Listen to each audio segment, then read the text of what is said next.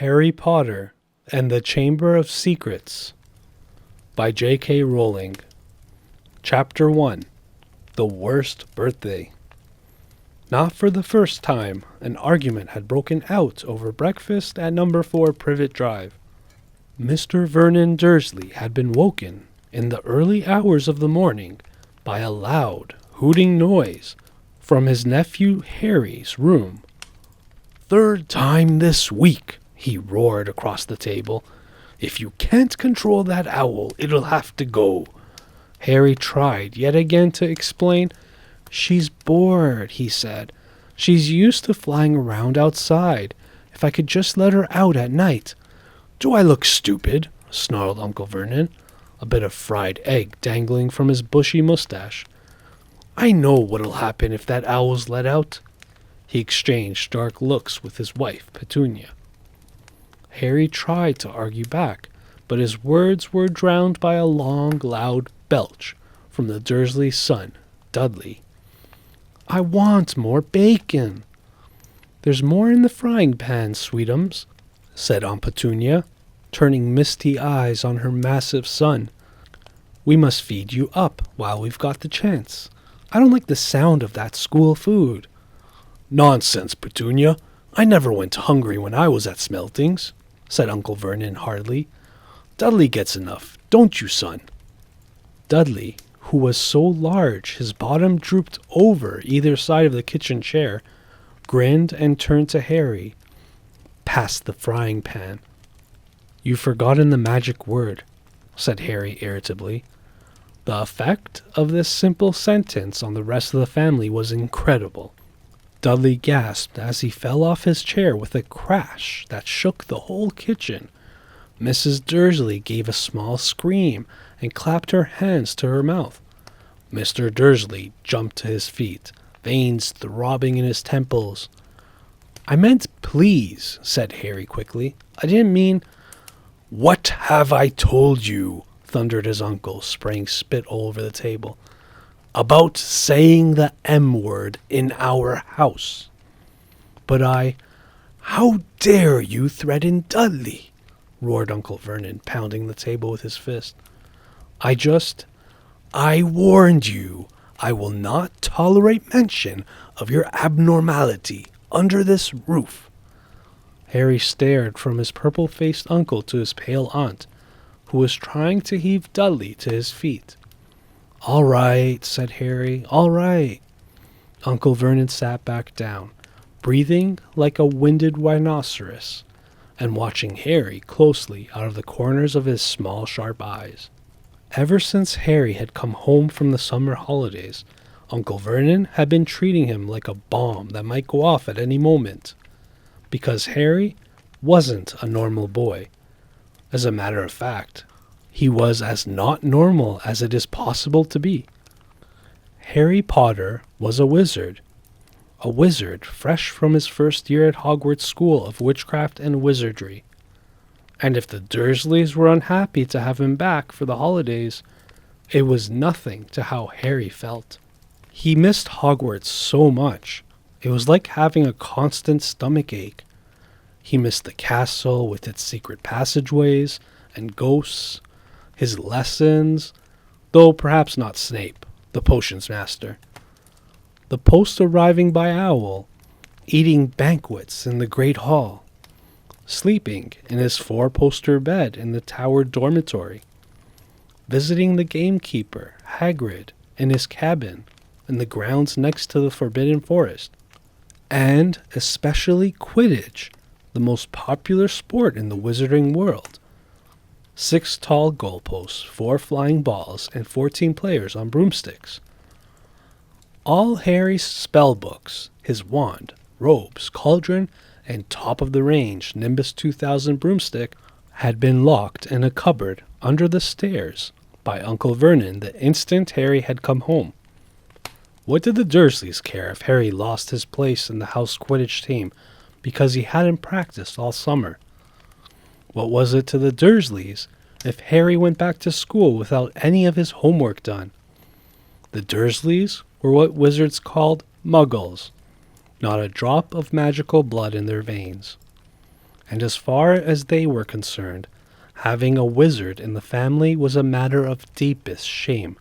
Uncle Vernon had even padlocked Harry's owl, Hedwig, inside her cage to stop her carrying messages to anyone in the wizarding world. Harry looked nothing like the rest of the family. Uncle Vernon was large and necklace, with an enormous black mustache. Aunt Petunia was horse-faced and bony. Dudley was blonde, pink and porky. Harry, on the other hand, was small and skinny, with brilliant green eyes and jet black hair that was always untidy. He wore round glasses, and on his forehead was a thin, lightning-shaped scar. It was this scar that made Harry so particularly unusual, even for a wizard. This scar was the only hint of Harry's very mysterious past, of the reason he had been left on the Dursleys' doorstep 11 years before. At the age of 1, Harry had somehow survived a curse from the greatest dark sorcerer of all time, Lord Voldemort, whose name most witches and wizards still feared to speak. Harry's parents had died in Voldemort's attack, but Harry had escaped with his lightning scar, and somehow, nobody understood why, Voldemort's powers had been destroyed the instant he had failed to kill Harry. So Harry had been brought up by his dead mother's sister and her husband. He had spent 10 years with the Dursleys, never understanding why he kept making odd things happen without meaning to, believing the Dursley story that he had got his scar in the car crash which had killed his parents. And then, exactly a year ago, Hogwarts had written to Harry, and the whole story had come out. Harry had taken up his place at wizard school, where he and his scar were famous. But now the school year was over, and he was back with the Dursleys for the summer. Back to being treated like a dog that had rolled in something smelly. The Dursleys hadn't even remembered that today happened to be Harry's 12th birthday. Of course, his hopes hadn't been high. They'd never given him a proper present, let alone a cake, but to ignore it completely. At that moment, Uncle Vernon cleared his throat importantly and said, "Now, as we all know, today is a very important day." Harry looked up, hardly daring to believe it. "This could well be the day I make the biggest deal of my career," said Uncle Vernon. Harry went back to his toast. Of course, he thought bitterly, Uncle Vernon was talking about the stupid dinner party. He'd been talking of nothing else for a fortnight. Some rich builder and his wife were coming to dinner, and Uncle Vernon was hoping to get a huge order from him. Uncle Vernon's company made drills. "I think we should run through the schedule one more time," said Uncle Vernon. "We should all be in position at 8 o'clock. Petunia, you will be—" "In the lounge," said Aunt Petunia promptly, "waiting to welcome them graciously to our home." "Good, good. And Dudley?" "I'll be waiting to open the door." Dudley put on a foul, simpering smile. "May I take your coats, Mr. and Mrs. Mason?" "They'll love him," cried Aunt Petunia rapturously. "Excellent, Dudley," said Uncle Vernon. Then he rounded on Harry. "And you?" "I'll be in my bedroom, making no noise and pretending I'm not there," said Harry tonelessly. "Exactly," said Uncle Vernon nastily. "I will lead them into the lounge, introduce you, Petunia, and pour them drinks. At 8:15, I'll announce dinner," said Aunt Petunia. "And Dudley, you'll say—" "May I take you through the dining room, Mrs. Mason?" said Dudley, offering his fat arm to an invisible woman. "My perfect little gentleman," sniffed Aunt Petunia. "And you?" said Uncle Vernon viciously to Harry. "I'll be in my room, making no noise and pretending I'm not there," said Harry dully. "Precisely," Now, we should aim to get in a few good compliments at dinner. Petunia, any ideas? Vernon tells me you're a wonderful golfer, Mr. Mason. Do tell me where you bought your dress, Mrs. Mason. Perfect. Dudley, how about we had to write an essay about our hero at school, Mr. Mason, and I wrote about you. This was too much for both Aunt Petunia and Harry. Aunt Petunia burst into tears and hugged her son, while Harry ducked under the table so they wouldn't see him laughing. And you, boy? Harry fought to keep his face straight as he emerged. I'll be in my room making no noise and pretending I'm not there, he said. Too right you will, said Uncle Vernon forcefully. The Masons don't know anything about you, and it's going to stay that way. When dinner's over, you take Mrs. Mason back to the lounge for coffee, Petunia, and I'll bring the subject round to drills. With any luck, I'll have the deal signed and sealed before the news at 10. We'll be shopping for a holiday home in Majorca this time tomorrow. Harry couldn't feel too excited about this. He didn't think the Dursleys would like him any better in Majorca than they did in Privet Drive. Right, I'm off to town to pick up the dinner jackets for Dudley and me. And you, he snarled at Harry, you stay out of your aunt's way while she's cleaning. Harry left through the back door. It was a brilliant, sunny day. He crossed the lawn, slumped down on the garden bench, and sang under his breath, Happy birthday to me, happy birthday to me. No cards, no presents, and he would be spending the evening pretending not to exist. He gazed miserably into the hedge. He had never felt so lonely. More than anything else at Hogwarts, more than even playing Quidditch, Harry missed his best friends, Ron Weasley and Hermione Granger. They, however, didn't seem to be missing him at all. Neither of them had written to him all summer, even though Ron had said he was going to ask Harry to come and stay. Countless times, Harry had been on the point of unlocking Hedwig's cage by magic and sending her to Ron and Hermione with a letter, but it wasn't worth the risk. Underage wizards weren't allowed to use magic outside of school. Harry hadn't told the Dursleys this. He knew it was only their terror that he might turn them all into dung beetles that stopped them locking him in the cupboard under the stairs with his wand and broomstick. For the first couple of weeks back, Harry had enjoyed muttering nonsense words under his breath and watching Dudley tearing out of the room as fast as his fat legs would carry him. But the long silence from Ron and Hermione had made Harry feel so cut off from the magical world that even taunting Dudley had lost its appeal. And now Ron and Hermione had forgotten his birthday. What wouldn't he give now for a message from Hogwarts? From any witch or wizard. He'd almost be glad of a sight of his arch enemy, Draco Malfoy, just to be sure it hadn't all been a dream. Not to say that his whole year at Hogwarts had been fun. At the very end of last term, Harry had come face to face with none other than Lord Voldemort himself. Voldemort might be a ruin of his former self, but he was still terrifying, still cunning, still determined to regain power.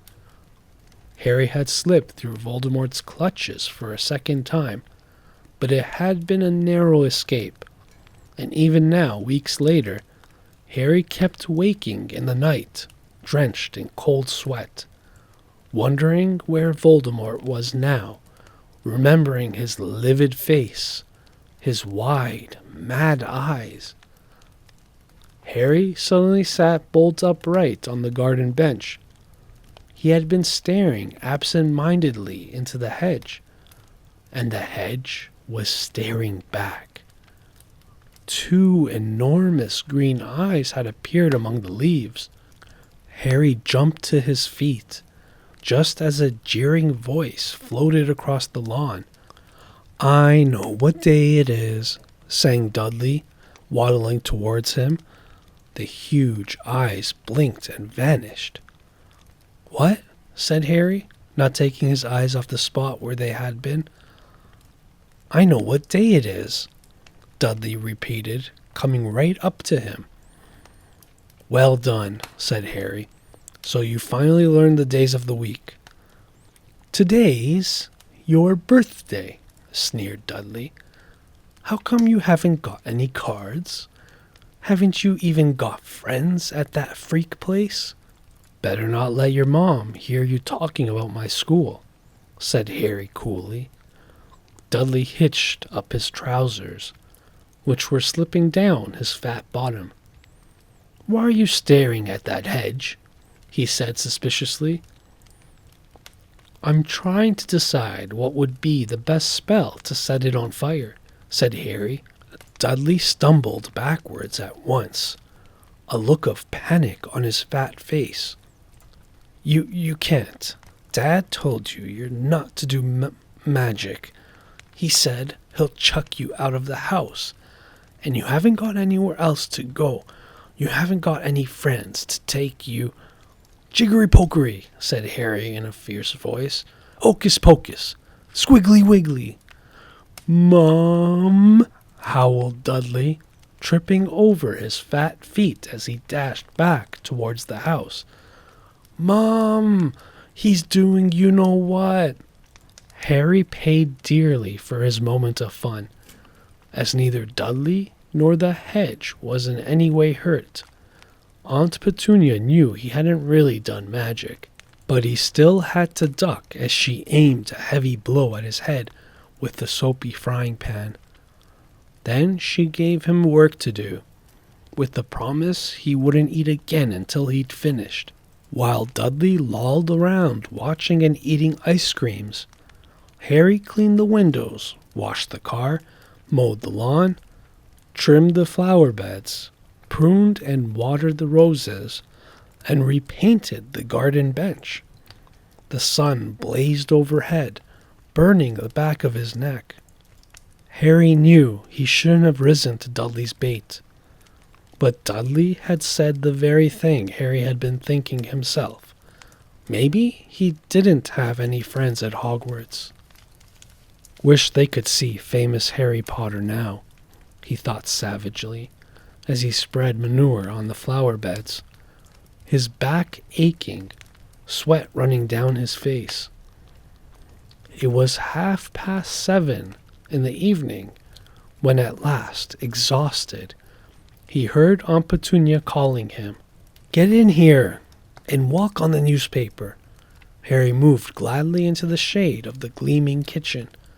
On top of the fridge stood tonight's pudding, a huge mound of whipped cream, and sugared violets. A joint of roast pork was sizzling in the oven. "Eat, quickly! The Masons will be here soon," snapped Aunt Petunia, pointing to 2 slices of bread and a lump of cheese on the kitchen table. She was already wearing a salmon-pink cocktail dress. Harry washed his hands and bolted down his pitiful supper. The moment he had finished, Aunt Petunia whisked away his plate. "Upstairs, hurry!" As he passed the door to the living room, Harry caught a glimpse of Uncle Vernon and Dudley in bow ties and dinner jackets. He had only just reached the upstairs landing when the doorbell rang, and Uncle Vernon's furious face appeared at the foot of the stairs. "Remember, boy, one sound." Harry crossed to his bedroom on tiptoe, slipped inside, closed the door, and turned to collapse on his bed. The trouble was, there was already someone sitting on it. Chapter 2. Dobby's Warning. Harry managed not to shout out, but it was a close thing. The little creature on the bed had large, bat-like ears and bulging green eyes the size of tennis balls. Harry knew instantly that this was what had been watching him out of the garden hedge that morning. As they stared at each other, Harry heard Dudley's voice from the hall. "May I take your coats, Mr. and Mrs. Mason?" The creature slipped off the bed and bowed so low that the end of its long, thin nose touched the carpet.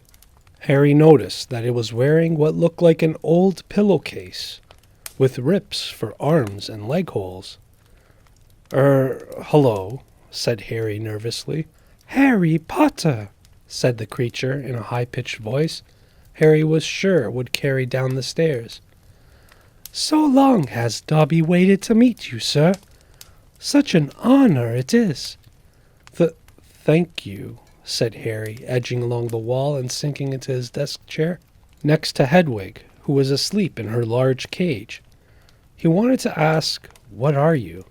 but thought it would sound too rude, so instead he said, "Who are you?" "Dobby, sir. Just Dobby. Dobby the house elf," said the creature. "Oh, really?" said Harry.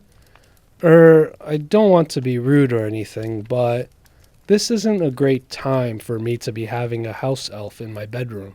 Aunt Petunia's high, false laugh sounded from the living room. The elf hung its head. "Not that I'm not pleased to meet you," said Harry quickly, "but, is there any particular reason you're here?" "Oh, yes, sir," said Dobby earnestly. "Dobby has come to tell you, sir. It is difficult, sir. Dobby wonders where to begin." "Sit down," said Harry politely, pointing at the bed. To his horror, the elf burst into tears, very noisy tears. Sit down," he wailed. "Never, never, ever." Harry thought he heard the voices downstairs falter. "I'm sorry," he whispered. "I didn't mean to offend you or anything." "Offend Dobby?" choked the elf. "Dobby has never been asked to sit down by a wizard like an equal." Harry, trying to say shh and look comforting at the same time, ushered Dobby back onto the bed, where he sat hiccuping, looking like a large and very ugly doll. At last he managed to control himself, and sat with his great eyes fixed on Harry in an expression of watery adoration. "You can't have met many decent wizards," said Harry, trying to cheer him up. Dobby shook his head. Then, without warning, he leapt up and started banging his head furiously on the window, shouting, "Bad Dobby! Bad Dobby!" "Don't! What are you doing?" Harry hissed, springing up and pulling Dobby back onto the bed. Hedwig had woken up with a particularly loud screech and was beating her wings wildly against the bars of her cage. "Dobby had to punish himself, sir," said the elf, who had gone slightly cross-eyed. "Dobby almost spoke ill of his family, sir." "Your family?" "The wizard family Dobby serves, sir. Dobby is a house elf, bound to serve one house and one family forever." "Do they know you're here?" asked Harry curiously. Dobby shuddered. "Oh, no, sir, no. Dobby will have to punish himself most grievously for coming to see you, sir. Dobby will have to shut his ears in the oven door for this. If they ever knew, sir." "But won't they notice if you shut your ears in the oven door?" "Dobby doubts it, sir. Dobby is always having to punish himself for something, sir. They lets Dobby get on with it, sir. Sometimes they reminds me to do extra punishments." "But why don't you leave? Escape?" "A house elf must be set free, sir. And the family will never set Dobby free. Dobby will serve the family until he dies, sir." Harry stared. "And I thought I was hard done by staying here for another 4 weeks," he said. "This makes the Dursleys sound almost human. Can't anyone help you? Can't I?" Almost at once, Harry wished he hadn't spoken. Dobby dissolved again into wails of gratitude. "Please," Harry whispered frantically, "please be quiet. If the Dursleys hear anything, if they know you're here. Harry Potter asks if he can help Dobby. Dobby has heard of your greatness, sir, but of your goodness Dobby never knew." Harry, who was feeling distinctly hot in the face, said, "Whatever you've heard about my greatness is a load of rubbish. I'm not even top of my year at Hogwarts. That's Hermione, she—" But he stopped quickly, because thinking about Hermione was painful. "Harry Potter is humble and modest," said Dobby reverently, his orb-like eyes aglow. "Harry Potter speaks not of his triumph over he who must not be named." "Voldemort?" said Harry. Dobby clapped his hands over his bat-like ears and moaned, "Ah, speak not the name, sir, speak not the name." "Sorry," said Harry quickly. "I know lots of people don't like it. My friend Ron—" He stopped again. Thinking about Ron was painful too. Dobby leaned towards Harry, his eyes wide like headlamps. "Dobby heard tell," he said hoarsely, "that Harry Potter met the Dark Lord for a second time, just weeks ago. That Harry Potter escaped yet again." Harry nodded, and Dobby's eyes suddenly shone with tears. "Ah, sir," he gasped, dabbing his face with the corner of the grubby pillowcase he was wearing. "Harry Potter is valiant and bold. He has braved so many dangers already. But Dobby has come to protect Harry Potter, to warn him, even if he does have to shut his ears in the oven door later. Harry Potter must not go back to Hogwarts." There was a silence broken only by the chink of knives and forks from downstairs, and the distant rumble of Uncle Vernon's voice. What?" Harry stammered. "But I've got to go back. Term starts on September the 1st. It's all that's keeping me going. You don't know what it's like here. I don't belong here. I belong in your world, at Hogwarts." "No, no, no," squeaked Dobby, shaking his head so hard his ears flapped. "Harry Potter must stay where he is safe. He is too great, too good to lose. If Harry Potter goes back to Hogwarts, he will be in mortal danger." "Why?" said Harry in surprise. "There is a plot, Harry Potter.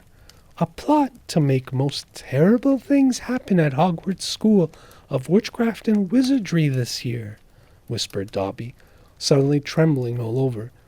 "Dobby has known it for months, sir. Harry Potter must not put himself in peril. He is too important, sir." "What terrible things?" said Harry at once. "Who's plotting them?" Dobby made a funny, choking noise and then banged his head madly against the wall. "All right!" cried Harry, grabbing the elf's arm to stop him. "You can't say I understand. But why are you warning me?" A sudden, unpleasant thought struck him. "Hang on. This hasn't got anything to do with with you-know-who, has it? You could just shake or nod," he added hastily, as Dobby's head tilted worryingly close to the wall again. Slowly, Dobby shook his head. Not he who must not be named, sir." But Dobby's eyes were wide, and he seemed to be trying to give Harry a hint. Harry, however, was completely at sea. "He hasn't got a brother, has he?" Dobby shook his head, his eyes wider than ever. "Well then, I can't think of who else would have a chance of making horrible things happen at Hogwarts," said Harry. "I mean, there's Dumbledore for one thing. You know who Dumbledore is, don't you?" Dobby bowed his head. "Albus Dumbledore is the greatest headmaster Hogwarts has ever had. Dobby knows it, sir. Dobby has heard Dumbledore's powers rival those of he who must not be named at the height of his strength. But, sir," Dobby's voice dropped with an urgent whisper, "there are powers Dumbledore doesn't, powers no decent wizard." And before Harry could stop him, Dobby bounded off the bed, seized Harry's desk lamp, and started beating himself around the head with ear-splitting yelps. A sudden silence fell downstairs. 2 seconds later, Harry, heart thudding madly, heard Uncle Vernon coming into the hall, calling, "Dudley must have left his television on again, the little tyke." "Quick! In the wardrobe!" hissed Harry, stuffing Dobby in, shutting the door and flinging himself on the bed just as the door handle turned. "What the devil are you doing?" said Uncle Vernon through gritted teeth, his face horribly close to Harry's. "You've just ruined the punchline of my Japanese golfer joke. One more sound and you'll wish you'd never been born, boy." He stomped flat-footed from the room. Shaking, Harry let Dobby out of the wardrobe. "See what it's like here?" he said. "See why I've got to go back to Hogwarts? It's the only place I've got. Well, I think I've got friends." "Friends who don't even write to Harry Potter?"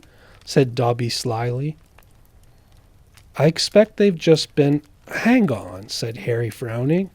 "How do you know my friends haven't been writing to me?" Dobby shuffled his feet. "Harry Potter mustn't be angry with Dobby. Dobby did it for the best." "Have you been stopping my letters?" "Dobby has them here, sir," said the elf, stepping nimbly out of Harry's reach. He pulled a thick wad of envelopes from the inside of the pillowcase he was wearing. Harry could make out Hermione's neat writing, Ron's untidy scrawl, and even a scribble that looked as though it was from the Hogwarts gamekeeper, Hagrid. Dobby blinked anxiously up at Harry. "Harry Potter mustn't be angry," Dobby hoped. If Harry Potter thought his friends had forgotten him, Harry Potter might not want to go back to school, sir. Harry wasn't listening. He made a grab for the letters, but Dobby jumped out of reach. "Harry Potter will have them, sir, if he gives Dobby his word that he will not return to Hogwarts. Ah, sir, this is a danger you must not face. Say you won't go back, sir." "No," said Harry angrily. "Give me my friend's letters." "Then Harry Potter leaves Dobby no choice," said the elf sadly. Before Harry could move, Dobby had darted to the bedroom door, pulled it open, and sprinted down the stairs. Mouth dry, stomach lurching, Harry sprang after him, trying not to make a sound. He jumped the last 6 stairs, landing cat-like on the hall carpet, looking around for Dobby.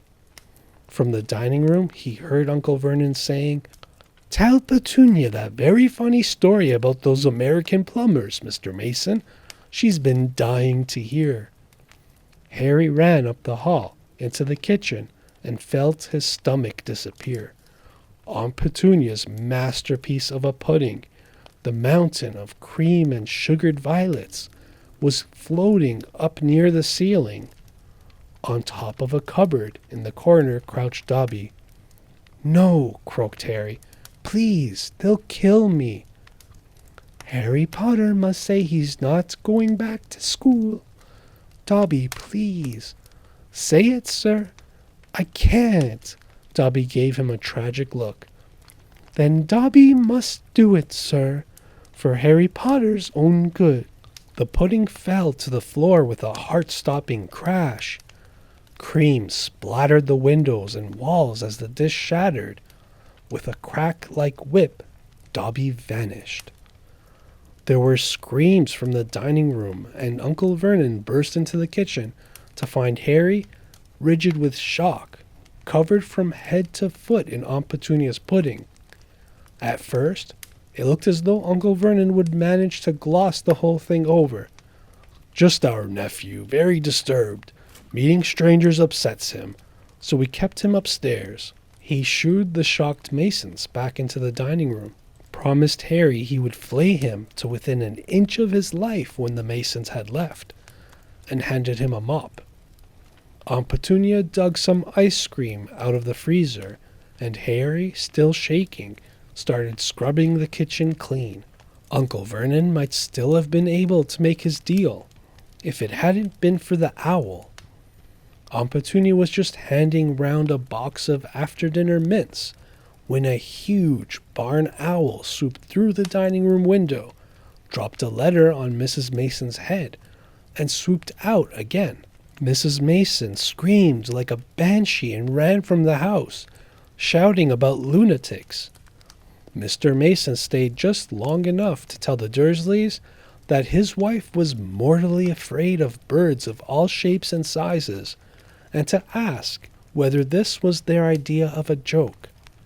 Harry stood in the kitchen, clutching the mop for support as Uncle Vernon advanced on him, a demonic glint in his tiny eyes. "Read it," he hissed evilly, brandishing the letter the owl had delivered. "Go on, read it." Harry took it. It did not contain birthday greetings. "Dear Mr. Potter, we have received intelligence that a hover charm was used at your place of residence this evening at 12 minutes past 9. As you know, underage wizards are not permitted to perform spells outside school, and further spell work on your part may lead to expulsion from said school. Decree for the reasonable restriction of underage sorcery, 1875, paragraph C. We would also ask you to remember that any magical activity which risks notice by members of the non-magical community, Muggles, is a serious offense under Section 13 of the International Confederation of Warlocks Statute of Secrecy. Enjoy your holidays. Yours sincerely, Mafalda Hopkirk. Improper use of magic office, Ministry of Magic." Harry looked up from the letter and gulped. "You didn't tell us you weren't allowed to use magic outside school," said Uncle Vernon, a mad gleam dancing in his eyes. "Forgot to mention it. Slipped your mind, I dare say?" He was bearing down on Harry like a great bulldog, all his teeth bared. "Well, I've got news for you, boy. I'm locking you up. You're never going back to that school, never. And if you try and magic yourself out, they'll expel you." And laughing like a maniac, he dragged Harry back upstairs. Uncle Vernon was as bad as his word. The following morning, he paid a man to fit bars on Harry's window. He himself fitted the cat flap in the bedroom door so that small amounts of food could be pushed inside 3 times a day. They let Harry out to use the bathroom morning and evening. Otherwise, he was locked in his room around the clock. 3 days later, the Dursleys were showing no sign of relenting, and Harry couldn't see any way out of his situation. He lay on his bed, watching the sun sinking behind the bars on the window, and wondered miserably what was going to happen to him. What was the good of magicking himself out of his room if Hogwarts would expel him for doing it? Yet life at Privet Drive had reached an all-time low. Now the Dursleys knew they weren't going to wake up as fruit bats. He had lost his only weapon. Dobby might have saved Harry from horrible happenings at Hogwarts, but the way things were going, he'd probably starve to death anyway. The cat flap rattled, and Aunt Petunia's hand had appeared, pushing a bowl of tinned soup into the room. Harry, whose insides were aching with hunger, jumped off his bed and seized it. The soup was stone cold, but he drank half of it in one gulp. Then he crossed the room to Hedwig's cage, tipped the soggy vegetables at the bottom of the bowl into her empty food tray. She ruffled her feathers and gave him a look of deep disgust. "It's no good turning your beak up at it. That's all we've got," said Harry grimly. He put the empty bowl back on the floor next to the cat flap and lay back down on the bed, somehow even hungrier than he had been before the soup. Supposing he was still alive in another 4 weeks, what would happen if he didn't turn up at Hogwarts? Would someone be sent to see why he hadn't come back? Would they be able to make the Dursleys let him go? The room was growing dark. Exhausted, stomach rumbling, mind spinning over the same unanswerable questions, Harry fell into an uneasy sleep. He dreamed that he was on a show in a zoo, with a card reading "Underage Wizard." attached to his cage. People goggled through the bars at him as he lay, starving and weak, on a bed of straw. He saw Dobby's face in the crowd and shouted out, asking for help. But Dobby called, "Harry Potter is safe there, sir," and vanished. Then the Dursleys appeared and Dudley rattled the bars of the cage, laughing at him. "Stop it," Harry muttered as the rattling pounded in his sore head. "Leave me alone. Cut it out. I'm trying to sleep." He opened his eyes. Moonlight was shining through the bars on the window, and someone was goggling through the bars at him, a freckle-faced, red-haired, long-nosed someone. Ron Weasley was outside Harry's window. Chapter 3. The Burrow. "Ron!" breathed Harry, creeping to the window and pushing it up so they could talk through the bars. "Ron, how did you—" "What the—" Harry's mouth fell open as the full impact of what he was seeing hit him. Ron was leaning out of the back window of an old turquoise car, which was parked in mid-air. Grinning at Harry from the front seats were Fred and George, Ron's elder twin brothers. "All right, Harry." "What's been going on?" said Ron. "Why haven't you been answering my letters?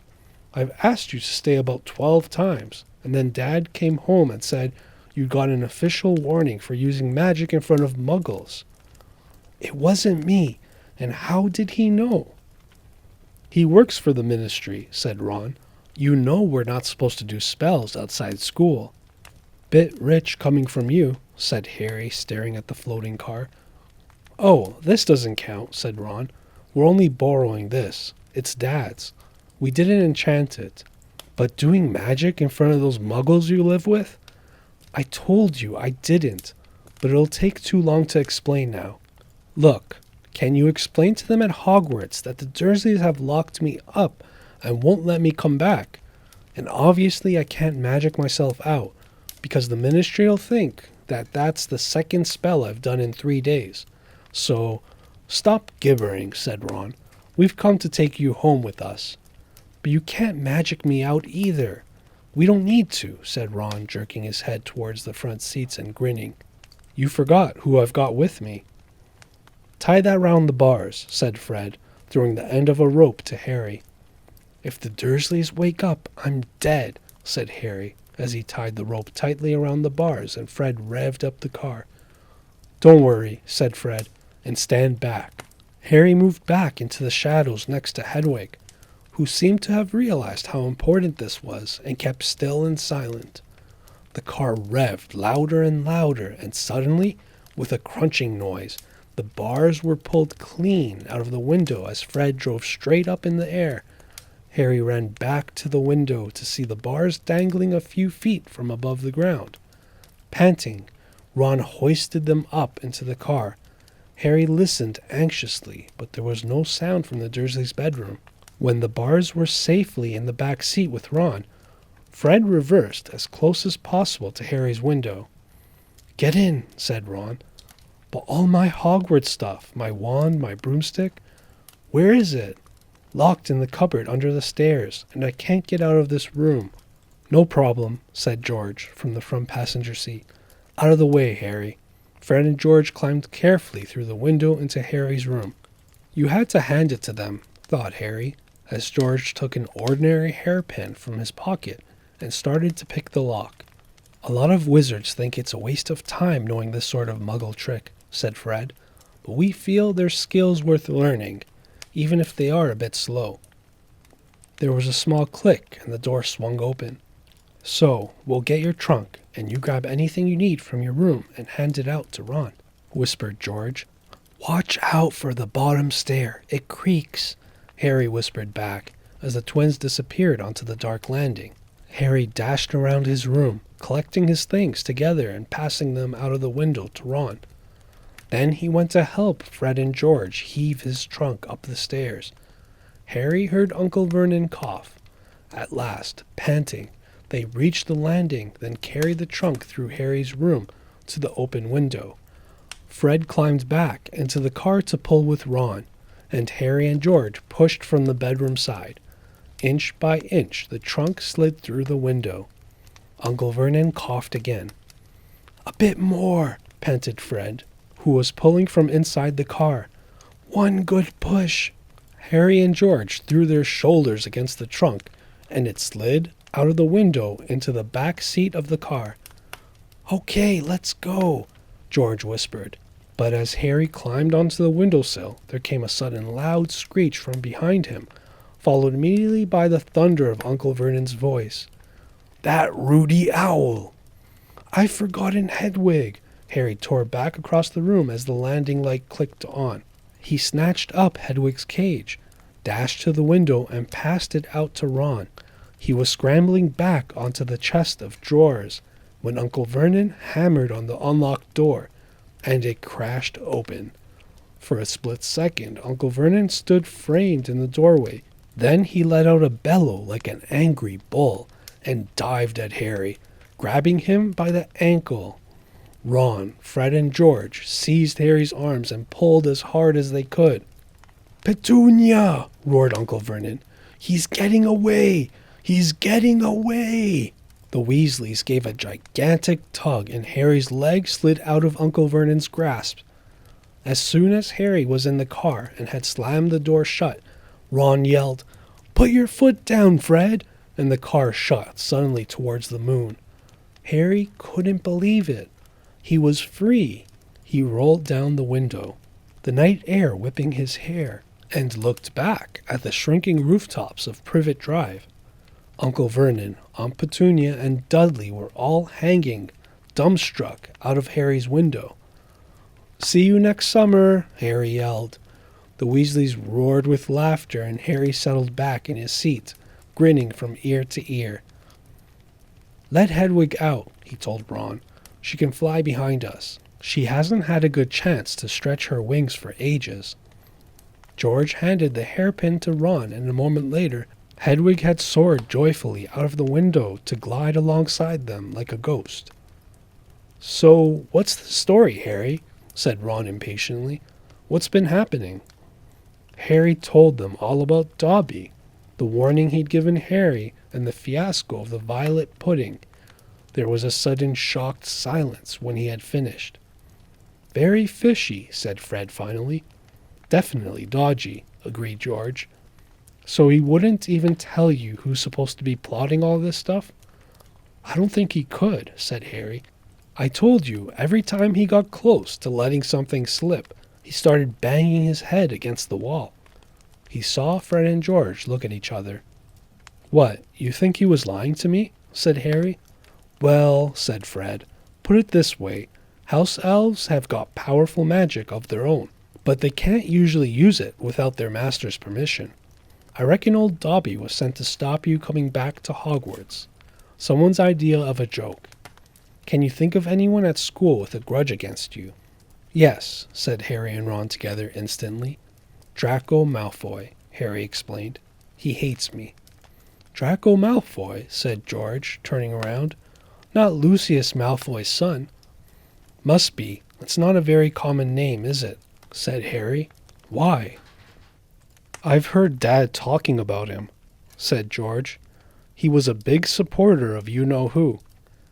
"And when you-know-who disappeared," said Fred, craning around to look at Harry, "Lucius Malfoy came back saying he never meant any of it. Load of dung.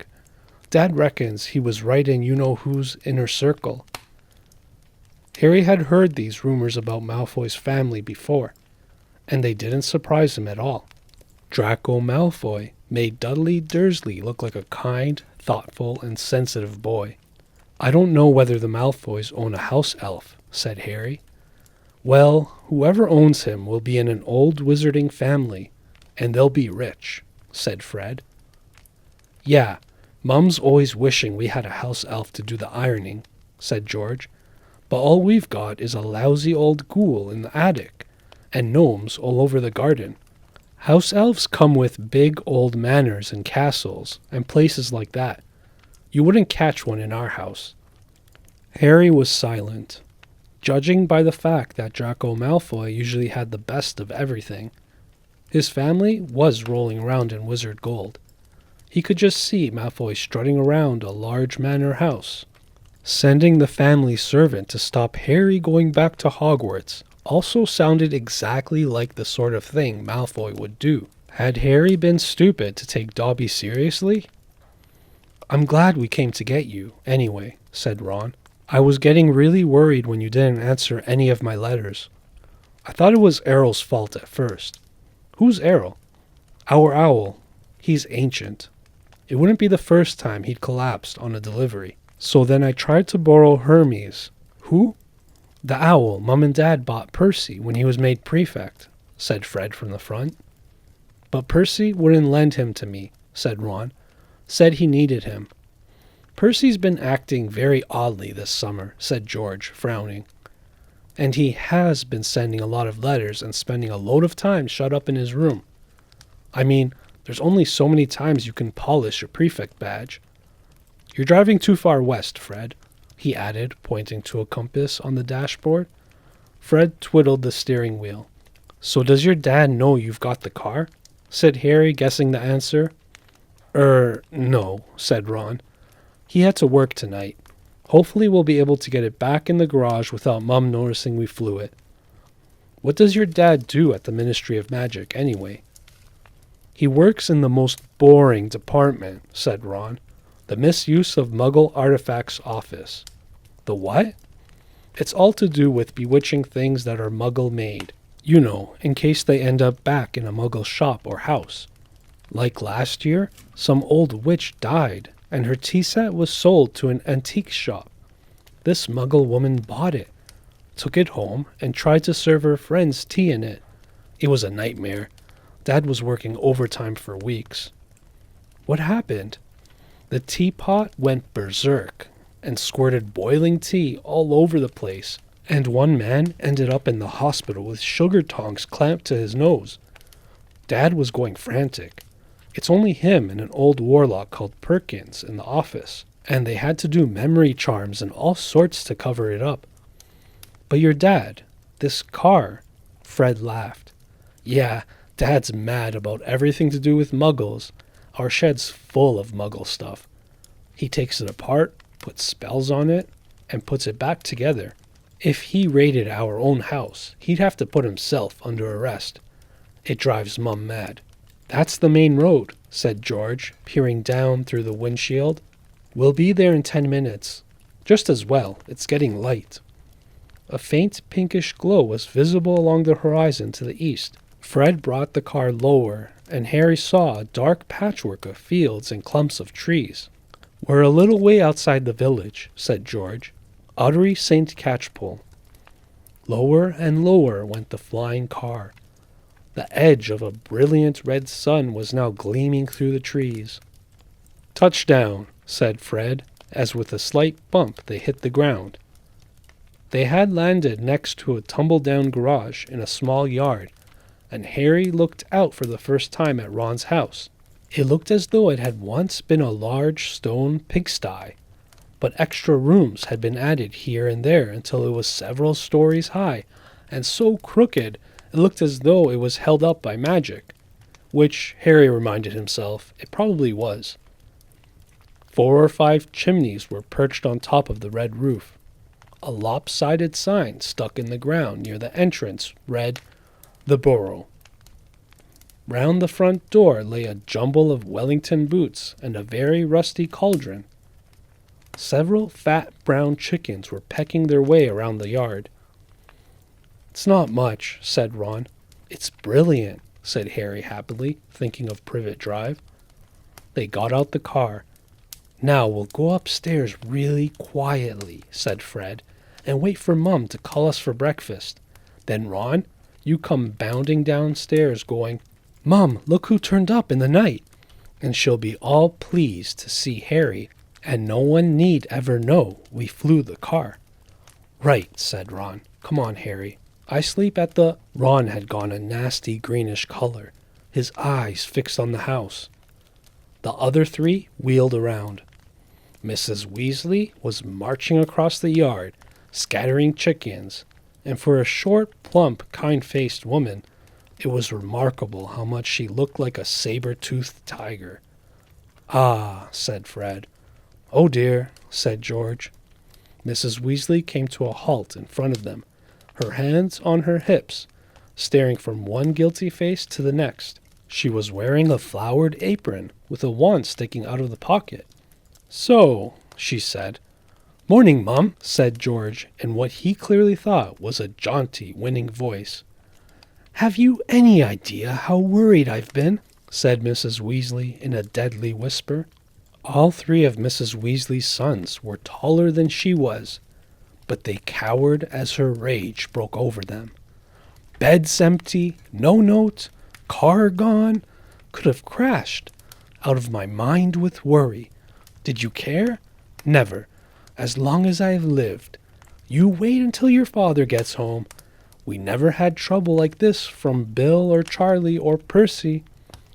Perfect Percy, muttered Fred. You could do with taking a leaf out of Percy's book, yelled Mrs. Weasley, prodding a finger in Fred's chest. You could have died. You could have been seen. You could have lost your father his job. It seemed to go on for hours. Mrs. Weasley had shouted herself hoarse before she turned on Harry, who backed away. I'm very pleased to see you, Harry, dear, she said. Come in and have some breakfast. She turned and walked back into the house, and Harry, after a nervous glance at Ron, who nodded encouragingly, followed her. The kitchen was small and rather cramped. There was a scrubbed wooden table and chairs in the middle, and Harry sat down on the edge of his seat, looking around. He had never been in a wizard house before. The clock on the wall opposite him had only one hand and no numbers at all. Written around the edge were things like time to make tea, time to feed the chickens, and you're late. Books were stacked 3 deep on the mantelpiece.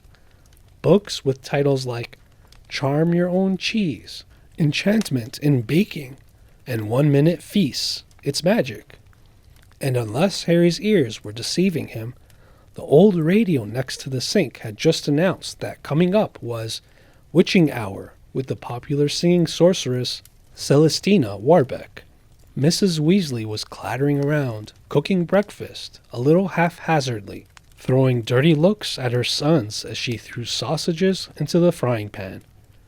Every now and then she muttered things like, "Don't know what you were thinking of, and never would have believed it."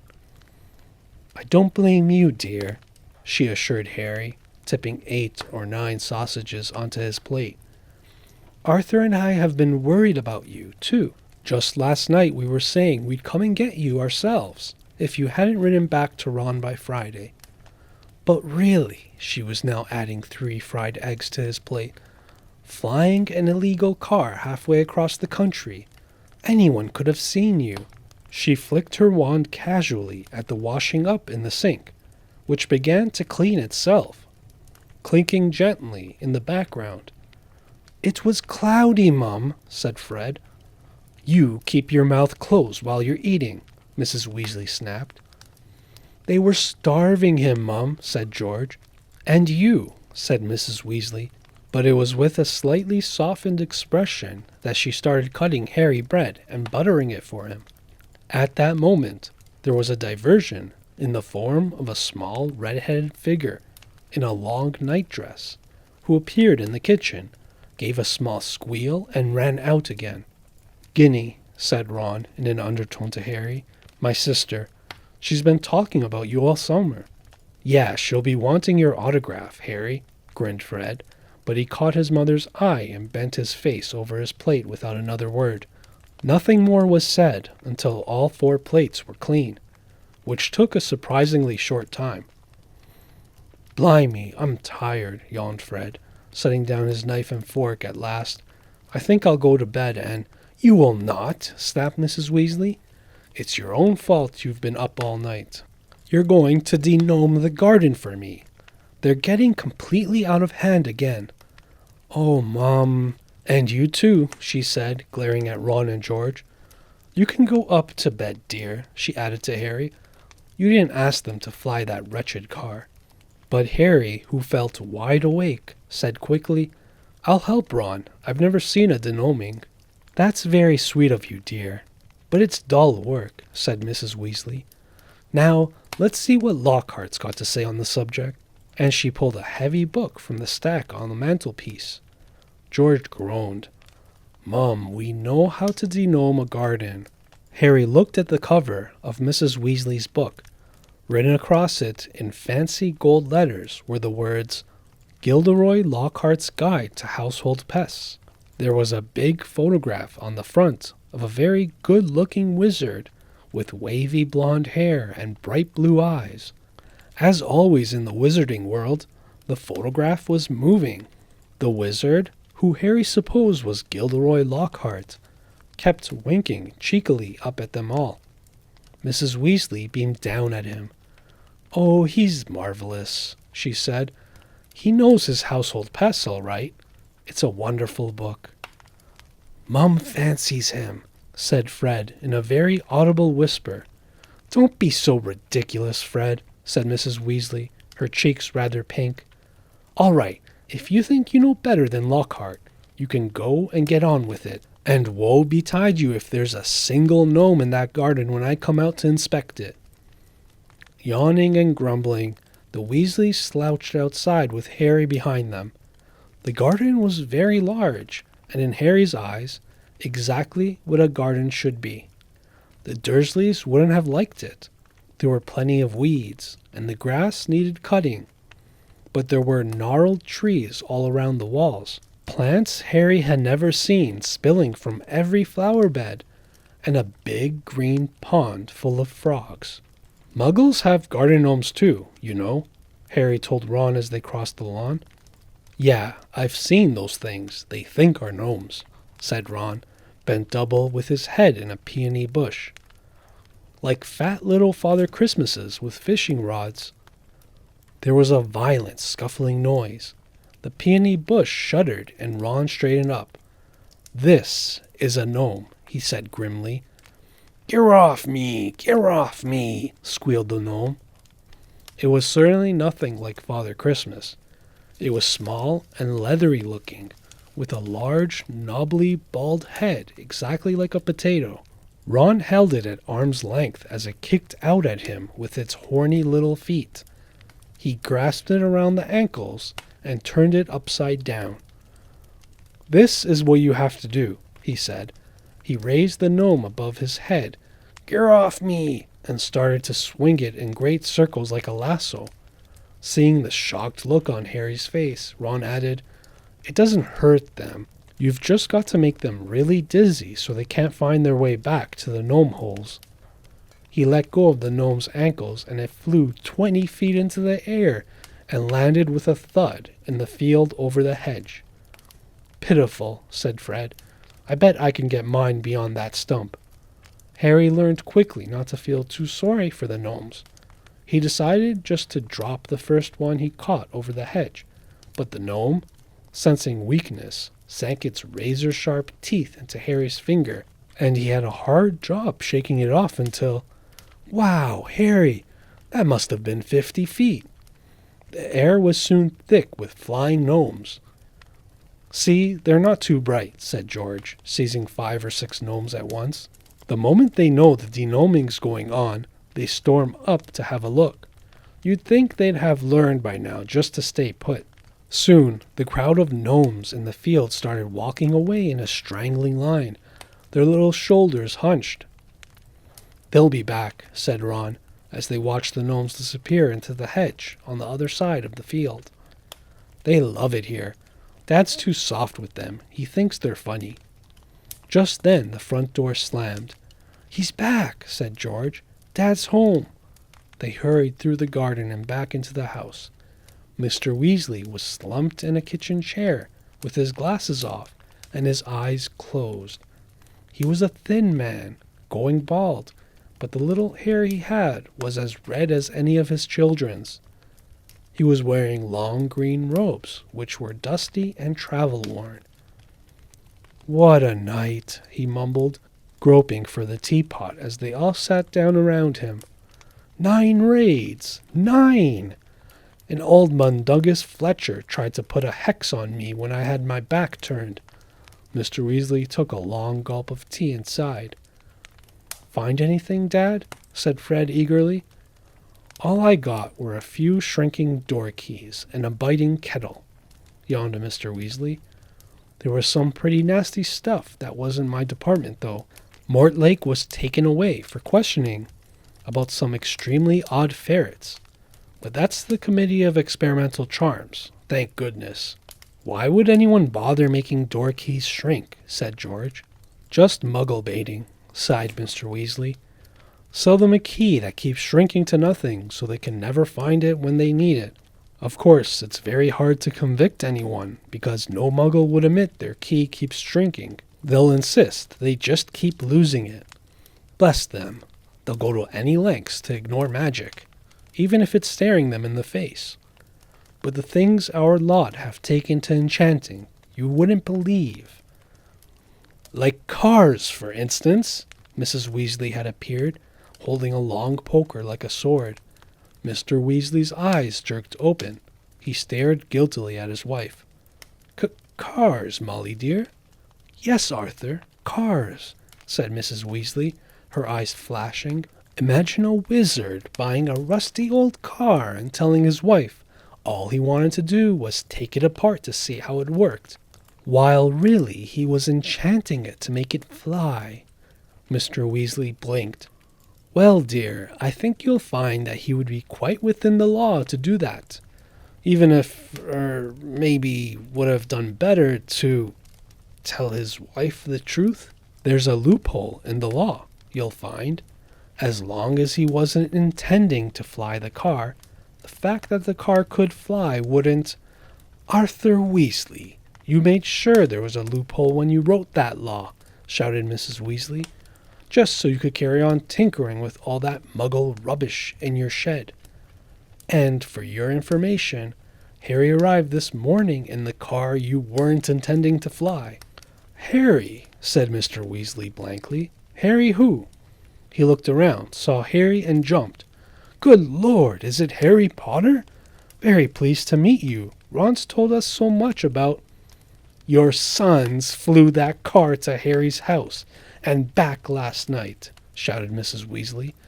What have you got to say about that, eh? Did you really? Said Mr. Weasley eagerly. Did it go all right? I mean, he faltered, as sparks flew from Mrs. Weasley's eyes. That was very wrong, boys. Very wrong indeed.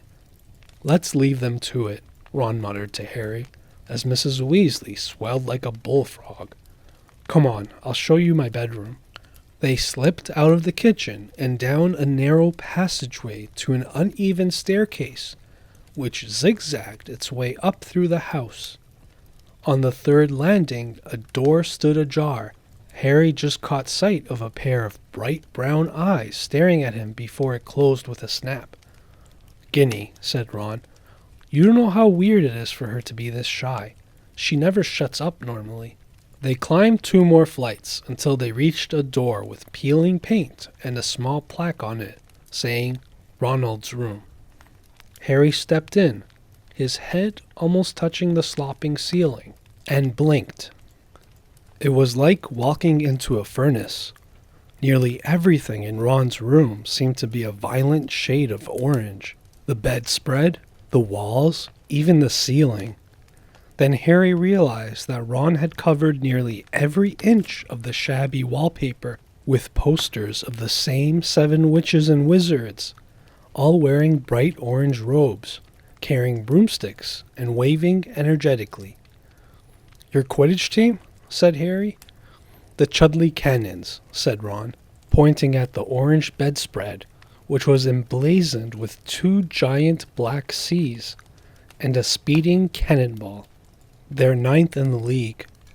Ron's school spellbooks were stacked untidily in a corner, next to a pile of comics, which all seemed to feature The Adventures of Martin Miggs, the Mad Muggle.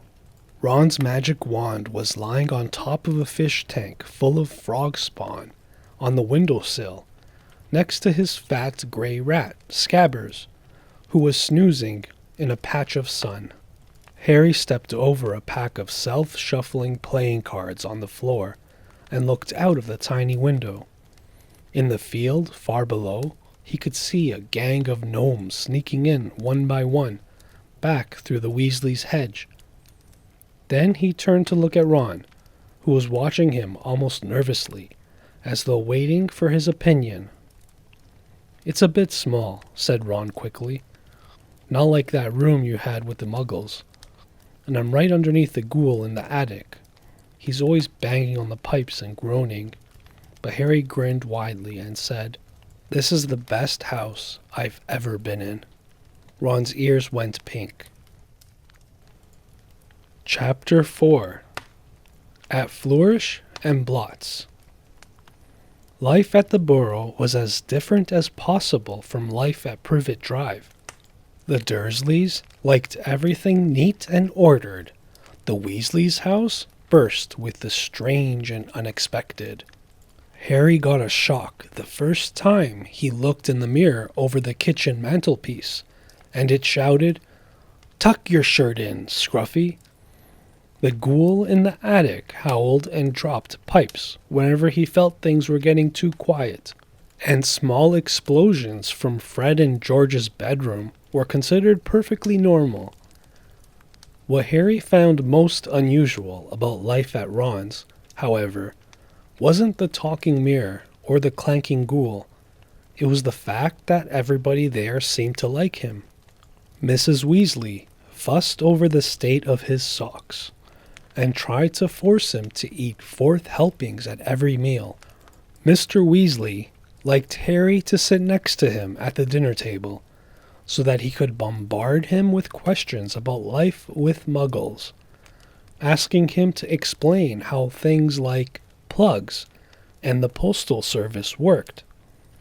"Fascinating," he would say, as Harry talked him through using a telephone. "Ingenious, really. How many ways muggles have found of getting along without magic." Harry heard from Hogwarts one sunny morning about a week after he had arrived at the Burrow. He and Ron went down to breakfast to find Mr. and Mrs. Weasley and Ginny already sitting at the kitchen table. The moment she saw Harry, Ginny accidentally knocked her porridge bowl to the floor with a loud clatter. Ginny seemed very prone to knocking things over whenever Harry entered a room. She dived under the table to retrieve the bowl and emerged with her face glowing like a setting sun. Pretending he hadn't noticed this, Harry sat down and took the toast Mrs. Weasley offered him. "Letters from school," said Mr. Weasley, passing Harry and Ron identical envelopes of yellowish parchment, addressed in green ink. "Dumbledore already knows you're here, Harry. Doesn't miss a tick, that man. You two've got them too," he added, as Fred and George ambled in, still in their pajamas. For a few minutes, there was silence as they all read their letters. Harry's told him to catch the Hogwarts Express, as usual, from King's Cross Station on September the 1st. There was also a list of the new books he'd need for the coming year. Second-year students will require The Standard Book of Spells, Grade 2 by Miranda Goshek, Break with a Banshee by Gilderoy Lockhart, Gadding with Ghouls by Gilderoy Lockhart, Holidays with Hags by Gilderoy Lockhart, Travels with Trolls by Gilderoy Lockhart, Voyages with Vampires by Gilderoy Lockhart, Wanderings with Werewolves by Gilderoy Lockhart. Finally, Year with the Yeti by Gilderoy Lockhart. Fred, who had finished his own list, peered over at Harry's. "You've been told to get all Lockhart's books too," he said. "The new Defense Against the Dark Arts teacher must be a fan. Bet it's a witch." At this point, Fred caught his mother's eye and quickly busied himself with the marmalade. "That lot won't come cheap," said George with a quick look at his parents. "Lockhart's books are really expensive." "Well, we'll manage," said Mrs. Weasley, but she looked worried. "I expect we'll be able to pick up a lot of Ginny's things second-hand." Oh, are you starting at Hogwarts this year? Harry asked Ginny. She nodded, blushing to the roots of her flaming hair, and put her elbow in the butter dish. Fortunately, no one saw this except Harry, because just then Ron's elder brother Percy walked in. He was already dressed, his Hogwarts prefect badge pinned to his knitted tank top. Morning, all, said Percy briskly. Lovely day. He sat down in the only remaining chair, but leapt up again almost immediately, pulling from underneath him a molting gray feather duster. At least, that was what Harry thought it was, until he saw it was breathing. Errol, said Ron, taking the limp owl from Percy and extracting a letter from under its wing. Finally, he's got Hermione's answer. I wrote to her saying we were going to try and rescue you from the Dursleys. He carried Errol to a perch just inside the back door and tried to stand him on it, but Errol flopped straight off again, so Ron laid him on the draining board instead, muttering, pathetic. Then he ripped open Hermione's letter and read it out loud. Dear Ron and Harry, if you're there, I hope everything went all right and that Harry is okay, and that you didn't do anything illegal to get him out, Ron, because that would get Harry into trouble too. I've been really worried, and if Harry is all right, will you please let me know at once? But perhaps it would be better if you used a different owl, because I think another delivery might finish your one off. I'm very busy with schoolwork, of course. How can she be? Said Ron in horror. We're on holiday. And we're going to London next Wednesday to buy my new books. Why don't we meet in Diagon Alley? Let me know what's happening as soon as you can. Love, from Hermione. Well, that fits in nicely. We can go and get all your things then, too, said Mrs. Weasley, starting to clear the table. What are you all up to today? Harry, Ron, Fred, and George were planning to go up the hill to a small paddock the Weasleys owned. It was surrounded by trees that blocked it from view of the village below, meaning that they would practice Quidditch there, as long as they didn't fly too high. They couldn't use real Quidditch balls, which would have been hard to explain if they had escaped and flown away over the village. Instead, they drew apples for each other to catch. They took it in turns to ride Harry's Nimbus 2000, which was easily the best broom. Ron's old shooting star was often outstripped by passing butterflies. 5 minutes later, they were marching up the hill, broomsticks over their shoulders. They had asked Percy if he wanted to join them, but he had said he was busy. Harry had only seen Percy at mealtimes so far. He stayed shut in his room the rest of the time. Wish I knew what he was up to, said Fred, frowning. He's not himself. His exam results came the day before you did. 12 OWLs, and he hardly gloated at all. Ordinary wizarding levels, George explained, seeing Harry's puzzled look. Bill got 12 too. If we're not careful, we'll have another head boy in the family. I don't think I could stand the shame. Bill was the oldest Weasley brother. He and the next brother, Charlie, had already left Hogwarts. Harry had never met either of them, but knew that Charlie was in Romania studying dragons, and Bill in Egypt, working for the Wizards' Bank, Gringotts. Don't know how Mum and Dad are going to afford all our school stuff this year, said George after a while. 5 sets of Lockhart books, and Ginny needs robes and a wand and everything. Harry said nothing. He felt a bit awkward. Stored in an underground vault at Gringotts in London was a small fortune that his parents had left him. Of course, it was only in the wizarding world that he had money. You couldn't use galleons, sickles, and nuts in muggle shops. He had never mentioned his Gringotts bank account to the Dursleys. He didn't think their horror of anything connected with magic would stretch to a large pile of gold. Mrs. Weasley woke them all early the following Wednesday. After a quick 6 bacon sandwiches each, they pulled on their coats, and Mrs. Weasley took a flower pot off the kitchen mantelpiece and peered inside. We're running low, Arthur, she sighed. We'll have to buy some more today. Ah, well, guess first. After you, Harry dear. And she offered him the flower pot. Harry stared at them, all watching him. What am I supposed to do? He stammered. He's never traveled by Floo powder, said Ron suddenly. Sorry, Harry, I forgot. Never, said Mr. Weasley. But how did you get to Diagon Alley to buy your school things last year? I went on the underground. Really, said Mr. Weasley eagerly. Were there escapaders? How exactly? Not now, Arthur, said Mrs. Weasley. Floo powder's a lot quicker, dear, but goodness me, if you've never used it before. He'll be all right, Mum, said Fred. Harry, watch us first. He took a pinch of glittering powder out of the flower pot, stepped up to the fire, and threw the powder into the flames.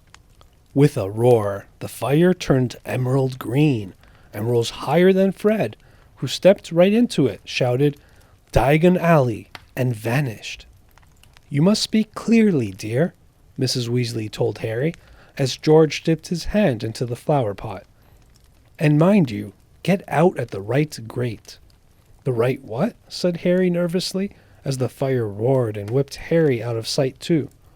Well, there are an awful lot of wizard fires to choose from, you know, but as long as you've spoken clearly. He'll be fine, Molly, don't fuss, said Mr. Weasley, helping himself to Floo powder too. But dear, if he got lost, how would we ever explain to his aunt and uncle? They wouldn't mind, Harry reassured her. Dudley would think it was a brilliant joke if I got lost up a chimney. Don't worry about that. Well, all right, you go after Arthur, said Mrs. Weasley. Now, when you get into the fire, say where you're going, and keep your elbows tucked in, Ron advised. And your eyes shut, said Mrs. Weasley. The sut? Don't fidget, said Ron, or you might well fall out of the wrong fireplace. But don't panic and get out too early. Wait until you see Fred and George. Trying hard to bear all this in mind, Harry took a pinch of Floo powder and walked to the edge of the fire. He took a deep breath, scattered the powder into the flames, and stepped forward. The fire felt like a warm breeze. He opened his mouth and immediately swallowed a lot of hot ash. Diagon Alley, he coughed. It felt as though he was being sucked down a giant plug hole. He seemed to be spinning very fast. The roaring in his ears was deafening. He tried to keep his eyes open, but the whirl of green flames made him feel sick. Something hard knocked his elbow and he tucked it in tightly. Still spinning and spinning. Now it felt as though cold hands were slapping his face. Squinting through his glasses, he saw a blurred stream of fireplaces and snatched glimpses of the rooms beyond. His bacon sandwiches were churning inside him. He closed his eyes again, wishing it would stop. And then he fell, face forward, onto cold stone and felt his glasses shatter. Dizzy and bruised, covered in soot, he got gingerly to his feet, holding his broken glasses up to his eyes. He was quite alone, but where he was, he had no idea. All he could tell was that he was standing in the stone fireplace of what looked like a large, dimly lit wizard shop. But nothing in here was ever likely to be on a Hogwarts school list. A glass case nearby held a withered hand on a cushion, a blood-stained pack of cards, and a staring glass eye. Evil-looking masks leered down from the walls. An assortment of human bones lay upon the counter, and rusty, spiked instruments hung from the ceiling. Even worse, the dark, narrow street Harry could see through the dusty shop window was definitely not Diagon Alley. The sooner he got out of here, the better.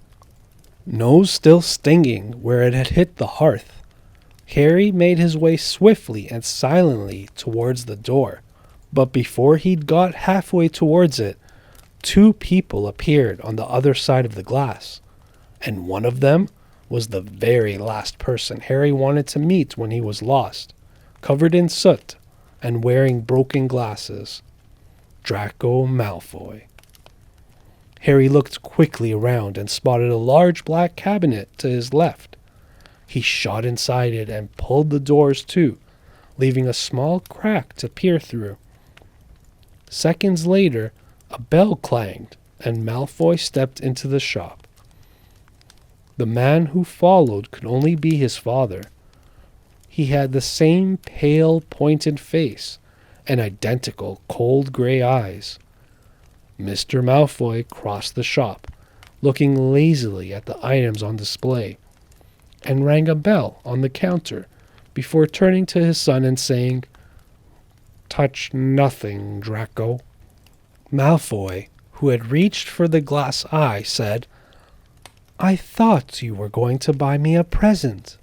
"I said I would buy you a racing broom," said his father, drumming his fingers on the counter. "What's the good of that, if I'm not in the house team?" said Malfoy, looking sulky and bad-tempered. "Harry Potter got a Nimbus 2000 last year. Special permission from Dumbledore so he could play for Gryffindor. He's not even that good. It's just because he's famous. Famous for having a stupid scar on his forehead." Malfoy bent down to examine a shelf full of skulls. "Everyone thinks he's so smart. Wonderful Potter with his scar and his broomstick." "You have told me this at least a dozen times already," said Mr. Malfoy, with a quelling look at his son. "And I would remind you that it is not prudent to appear less than fond of Harry Potter.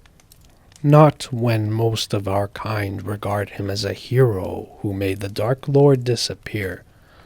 Ah, Mr. Borgin."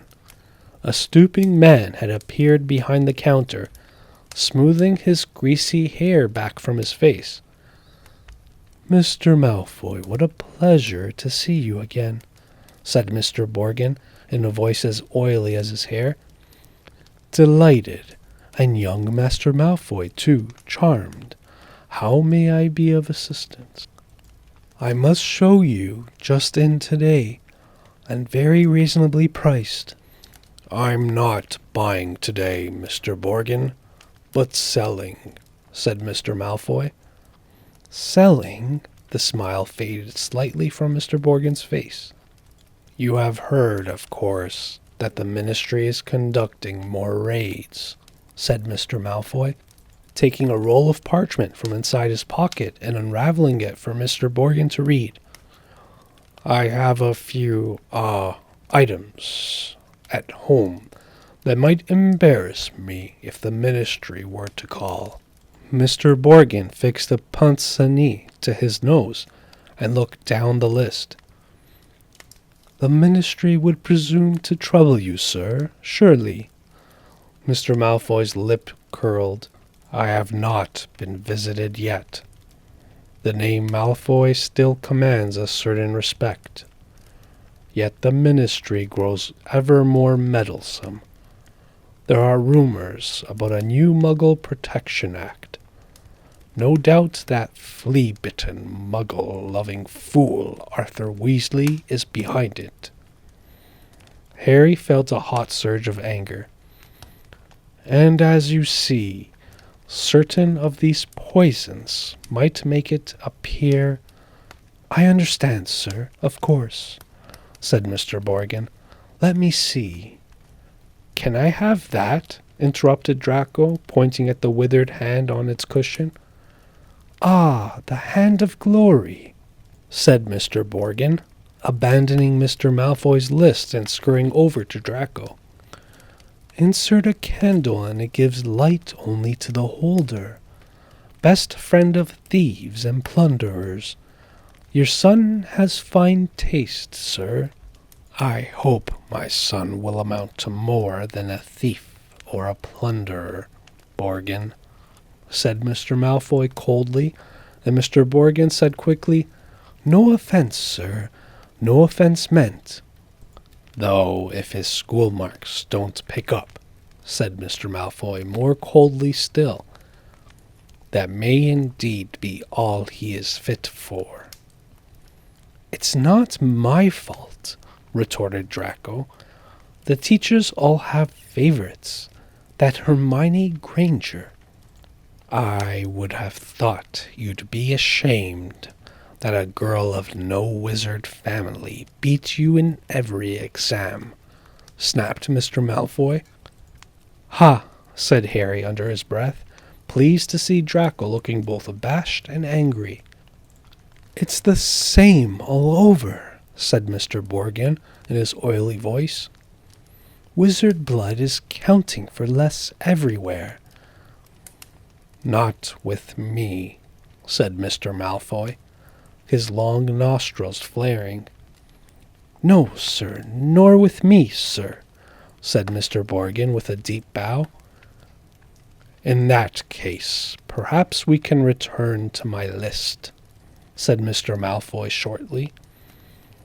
"I am in something of a hurry, Borgin. I have important business elsewhere today." They started to haggle. Harry watched nervously as Draco drew nearer and nearer to his hiding place, examining the objects for sale.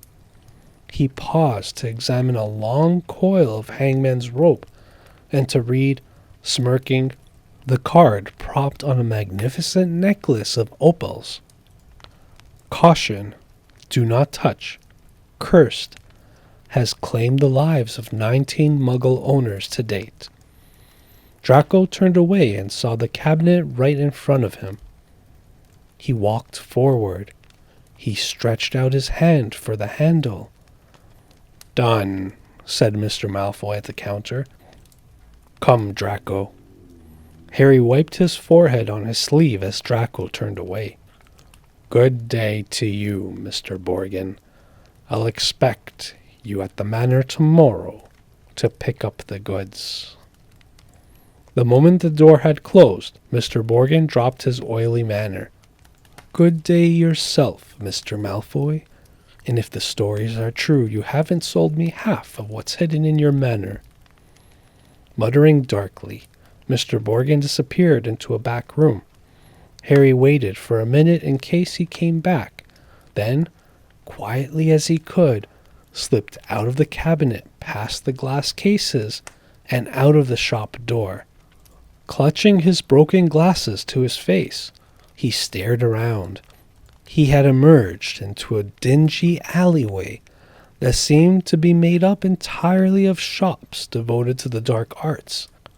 The one he just left, Borgin and Burke's, looked like the largest, but opposite was a nasty window display of shrunken heads, and 2 doors down a large cage was alive with gigantic black spiders. 2 shabby-looking wizards were watching him from the shadow of a doorway, muttering to each other.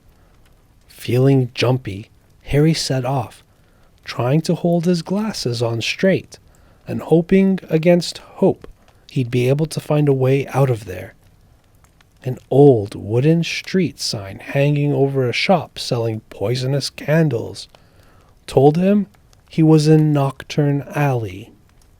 This didn't help, as Harry had never heard of such a place.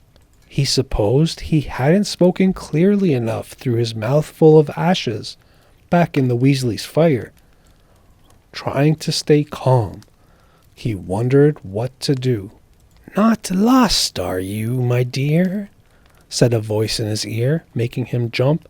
An aged witch stood in front of him, holding a tray of what looked horribly like whole human fingernails. She leered at him, showing mossy teeth. Harry backed away. "I'm fine, thanks," he said. "I'm just—" "Harry, what do you think you're doing down there?" Harry's heart leapt. So did the witch. A load of fingernails cascaded down over her feet, and she cursed the massive form of Hagrid, The Hogwarts gamekeeper came striding towards them, beetle black eyes flashing over his great bristling beard. "Hagrid!" Harry croaked in relief. "I was lost. Flue powder." Hagrid seized Harry by the scruff of the neck and pulled him away from the witch, knocking the tray right out of her hands. Her shrieks followed them all the way along the twisting alleyway, out into bright sunlight. Harry saw a familiar, snow-white marble building in the distance, Gringotts Bank. Hagrid had steered him right into Diagon Alley.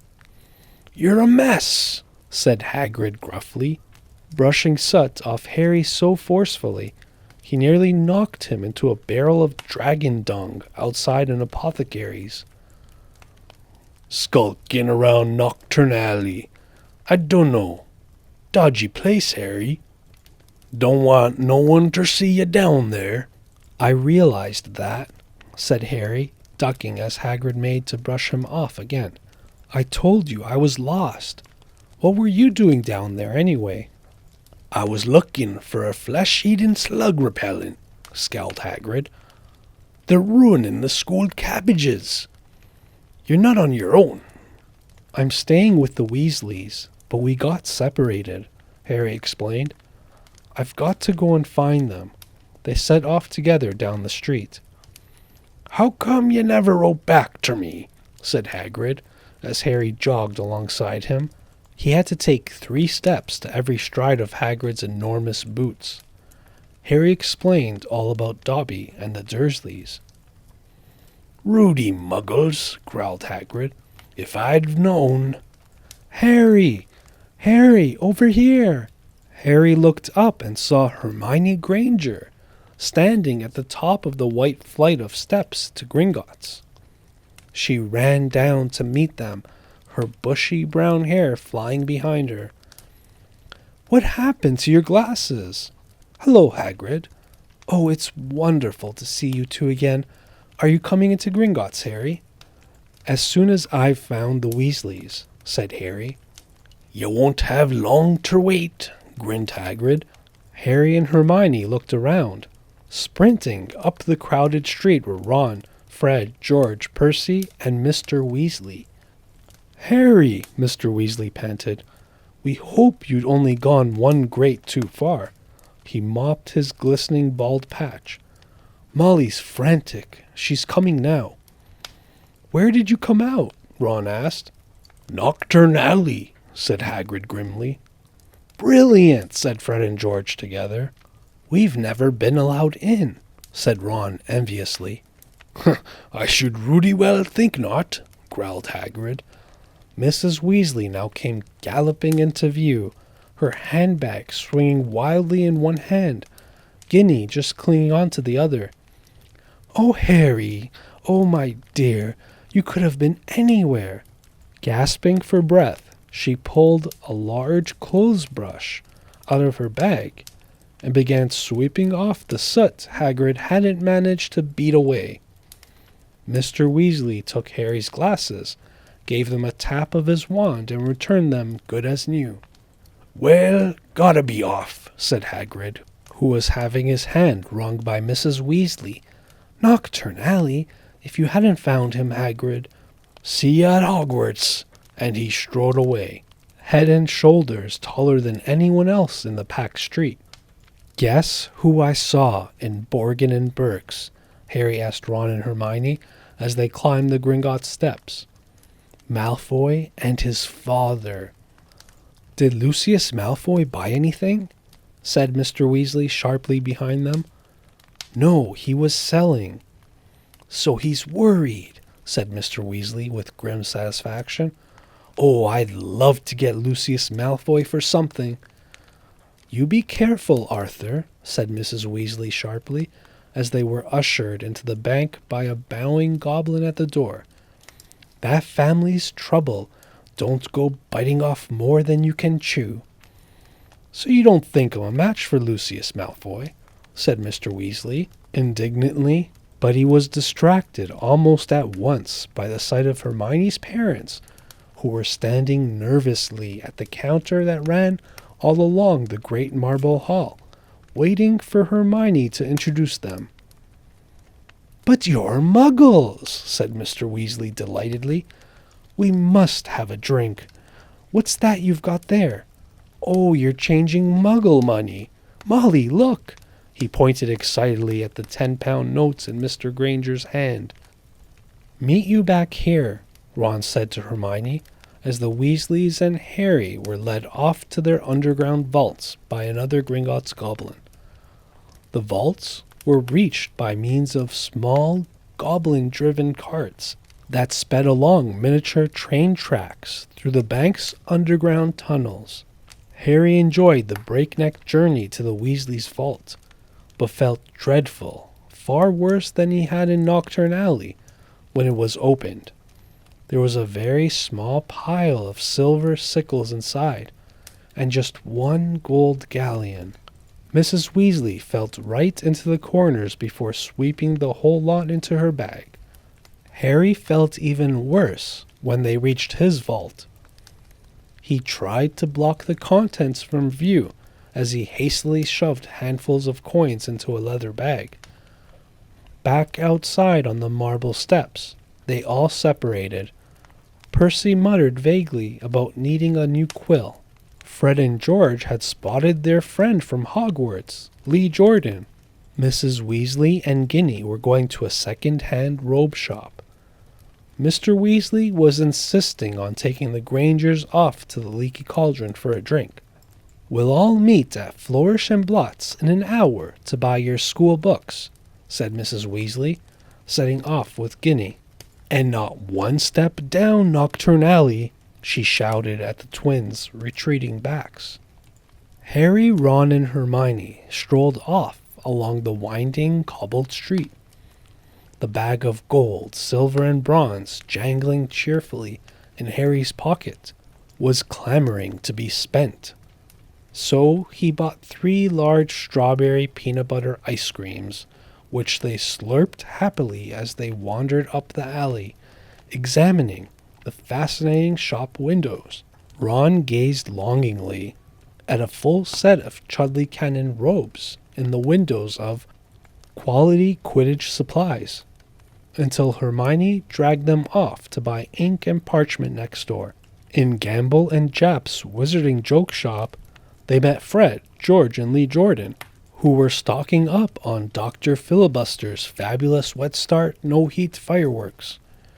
And in a tiny junk shop full of broken wands, wonky brass scales, and old cloaks covered in potion stains, they found Percy, deeply immersed in a small and deeply boring book called Prefects Who Gained Power, a study of Hogwarts prefects and their later careers.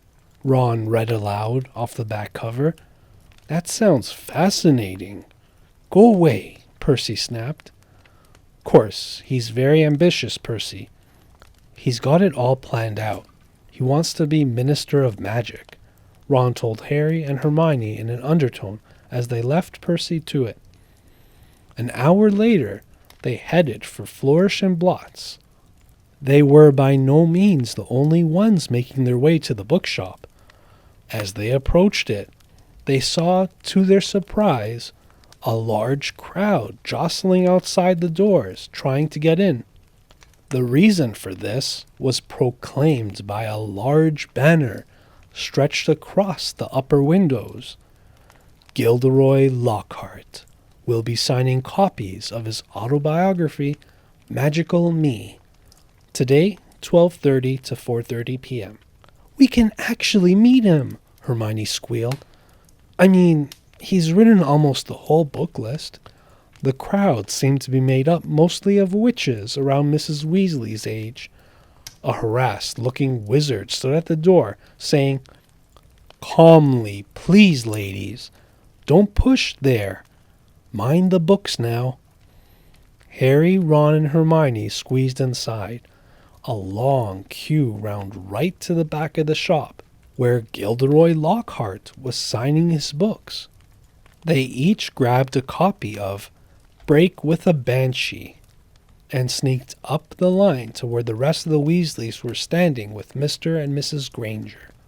"Oh, there you are. Good," said Mrs. Weasley. She sounded breathless and kept patting her hair. "We'll be able to see him in a minute." Gilderoy Lockhart came slowly into view, seated at a table surrounded by large pictures of his own face, all winking and flashing dazzlingly white teeth at the crowd. The real Lockhart was wearing robes of forget-me-not blue, which exactly matched his eyes. His pointed wizard's hat was set at a jaunty angle on his wavy hair. A short, irritable-looking man was dancing around taking photographs with a large black camera that emitted puffs of purple smoke with every blinding flash. "Out of the way there," he snarled at Ron, moving back to get a better shot. "This is for the Daily Prophet." "Big deal," said Ron, rubbing his foot where the photographer had stepped on it. Gilderoy Lockhart heard him. He looked up. He saw Ron and then saw Harry. He stared. Then he leapt to his feet and positively shouted, "It can't be! Harry Potter?" The crowd parted, whispering excitedly. Lockhart dived forward, seized Harry's arm, and pulled him to the front. The crowd burst into applause. Harry's face burned as Lockhart shook his hand for the photographer, who was clicking away madly, wafting thick smoke over the Weasleys. "Nice big smile, Harry," said Lockhart through his own gleaming teeth. "Together, you and I are worth the front page." When he finally let go of Harry's hand, Harry could hardly feel his fingers.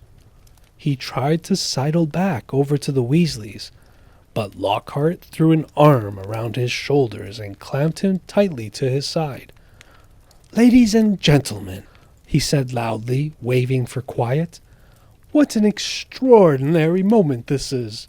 The perfect moment for me to make a little announcement I've been sitting on for some time. When young Harry here stepped into Flourish and Blotts today, he only wanted to buy my autobiography, which I shall be happy to present him now, free of charge." The crowd applauded again. "He had no idea," Lockhart continued, giving Harry a little shake that made his glasses slip to the end of his nose, "that he would shortly be getting much, much more than my book, Magical Me. He and his schoolfellows will, in fact, be getting the real Magical Me. Yes, ladies and gentlemen, I have great pleasure and pride in announcing that, this September, I will be taking up the post of Defense Against the Dark Arts teacher at Hogwarts School of Witchcraft and Wizardry." The crowd cheered and clapped, and Harry found himself being presented with the entire works of Gilderoy Lockhart. Staggering slightly under their weight, he managed to make his way out of the limelight to the edge of the room, where Ginny was standing next to her new cauldron. "You have these," Harry mumbled to her, tipping the books into the cauldron. "I'll buy my own." "Bet you loved that, didn't you, Potter?" said a voice Harry had no trouble recognizing. He straightened up and found himself face to face with Draco Malfoy, who was wearing his usual sneer. "Famous Harry Potter," said Malfoy, "can't even go into a bookshop without making the front page." "Leave him alone. He didn't want all that," said Ginny. It was the first time she had spoken in front of Harry. She was glaring at Malfoy. "Potter, you've got yourself a girlfriend," drawled Malfoy. Ginny went scarlet as Ron and Hermione fought their way over, both clutching stacks of Lockhart's books. "Oh, it's you," said Ron, looking at Malfoy, as if he were something unpleasant on the sole of his shoe. "Bet you're surprised to see Harry here, eh?" "Not as surprised as I am to see you in a shop, Weasley," retorted Malfoy. "I suppose your parents will go hungry for a month to pay for that lot." Ron went as red as Ginny. He dropped his books into the cauldron, too, and started towards Malfoy. But Harry and Hermione grabbed the back of his jacket. "Ron," said Mr. Weasley, struggling over with Fred and George. "What are you doing? It's mad in here. Let's go outside." Well, well, well. Arthur Weasley. It was Mr. Malfoy. He stood with his hand on Draco's shoulder, sneering in just the same way. "Lucius," said Mr. Weasley, nodding coldly. "Busy time at the Ministry, I hear," said Mr. Malfoy. "All those raids. I hope they're paying you overtime." He reached into Ginny's cauldron and extracted, from amidst the glossy Lockhart books, a very old, very battered copy of A Beginner's Guide to Transfiguration. "Obviously not," he said. "Dear me, what's the use of being a disgrace to the name of wizard if they don't even pay you well for it?" Mr. Weasley flushed darker than either Ron or Ginny. "We have very different idea of what disgraces the name of wizard, Malfoy," he said. "Clearly," said Mr. Malfoy, his pale eyes straying to Mr. and Mrs. Granger, who were watching apprehensively. "The company you keep, Weasley, and I thought your family could sink no lower." There was a thud of metal as Ginny's cauldron went flying. Mr. Weasley had thrown himself at Mr. Malfoy, knocking him backwards into a bookshelf. Dozens of heavy spell books came thundering down on all their heads. There was a yell of, "Get him, Dad!" from Fred or George. Mrs. Weasley was shrieking, "No, Arthur, no!" The crowd stampeded backwards, knocking more shelves over. "Gentlemen, please, please," cried the assistant. And then, louder than all, "Break it up there, gents, break it up!" Hagrid was wadding towards them through the sea of books. In an instant, he pulled Mr. Weasley and Mr. Malfoy apart. Mr. Weasley had a cut lip, and Mr. Malfoy had been hit in the eye by an encyclopedia of toadstools. He was still holding Ginny's old Transfiguration book. He thrust it at her, his eyes glittering with malice. "Here, girl, take your book. It's the best your father can give you." Pulling himself out of Hagrid's grip, he beckoned to Draco and swept from the shop. "You should have ignored him, Arthur," said Hagrid, almost lifting Mr. Weasley off his feet as he straightened his robes. "Rotten to the core, the whole family. Everyone knows that. No Malfoy's worth listening to. Bad blood. That's what that is. Come on now, let's get out of here." The assistant looked as though he wanted to stop them leaving, but he barely came up to Hagrid's waist and seemed to think better of it. They hurried up the street, the Grangers shaking with fright, and Mrs. Weasley beside herself with fury. "A fine example to set your children brawling in public. What Gilderoy Lockhart must have thought." "He was pleased," said Fred. "Didn't you hear him as we were leaving? He was asking that bloke from the Daily Prophet if he'd be able to work the fight into his report. Said it was all publicity." But it was a subdued group who headed back to the fireside in the leaky cauldron, where Harry, the Weasleys, and all their shopping would be traveling back to the Burrow using Floo powder. They said goodbye to the Grangers, who were leaving the pub for the Muggle Street on the other side. Mr. Weasley started to ask them how bus stops worked, but stopped quickly at the look on Mrs. Weasley's face. Harry took off his glasses and put them safely in his pocket before helping himself to Floo powder.